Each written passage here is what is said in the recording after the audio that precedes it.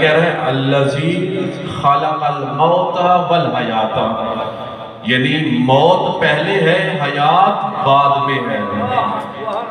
تھوڑا سا میرے ساتھ رہیے گا۔ اللہ یہ بھی کہہ سکتا تھا الذی خلق الحیات والموت، میں نے حیات کو خلق کیا، موت کو خلق کیا۔ نہیں، اللہ کہہ رہا ہے کہ میں نے موت کو خلق کیا، حیات کو خلق کیا۔ اس کا مطلب یہ ہے کہ موت پہلے ہے، حیات بعد میں ہے۔ یعنی جس کو ہم حیات سمجھ رہے ہیں، در حقیقت خدا کی نگاہ میں یہ موت ہے۔ میرے ساتھ ہیں آپ؟ یعنی جس کو ہم کھا پی رہا ہوں، چل پھر رہا ہوں، سو رہا ہوں، بول رہا ہوں، سن رہا ہوں، ہم سمجھتے ہیں کہ ہم زندہ ہیں۔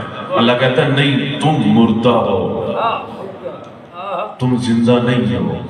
اللہ نے یہ جو ہمیں جہان بخشا ہے، عالم اجسام کا جہان، جسموں کا جہان، یہ جو جسموں والی اللہ نے ہمیں زندگی دی ہے، ہم اس کو زندگی سمجھ بیٹھتے ہیں، لیکن اللہ کہتا ہے در حقیقت یہ موت ہے، یہ زندگی نہیں ہے۔ زندگی کیا ہے؟ زندگی اس کے بعد شروع ہوگی۔ زندگی وہ شروع ہوگی جس سفر کی طرف شہریار یا باقی ہمارے دوست احباب جا چکے ہیں۔ کسی کے والدین جا چکے ہوں گے، کسی کے بھائی جا چکے ہوں گے، کسی کے عزیز و اقارب دوست جا چکے ہوں گے۔ در حقیقت زندگی وہ ہے۔ اور کیوں میں اس دنیا میں رہ کر موت کے لیے تو پیسہ اکٹھا کرتا ہوں، زاد راہ تو اکٹھا کرتا ہوں، اس موت کے بعد جو زندگی شروع ہوتی ہے اس کے لیے کچھ اکٹھا کرنا بھول جاتا ہوں۔ موت کے لیے میں اکٹھا کر لیتا ہوں، ساز و سامان جوڑ لیتا ہوں۔ اللہ فرماتے ہیں الذی خلق الموت والحیات لیبلوکم۔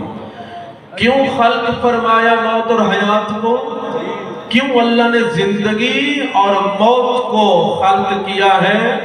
اس لیے خلق کیا الذی لیبلوکم، تاکہ وہ تمہیں ایک ترازو میں ڈھالے، تاکہ وہ تمہیں تول سکے، ایکم احسن عملا، کہ تم میں سے بہترین عمل کون بجا لاتا ہے۔